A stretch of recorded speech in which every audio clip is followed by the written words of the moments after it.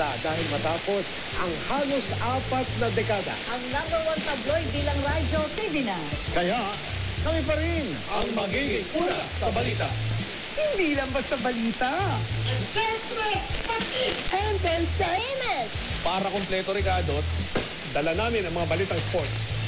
Abante ang best balita. Entertainment! Sports Talk. Abante ang best. Una sa balita, entertainment, sports talk.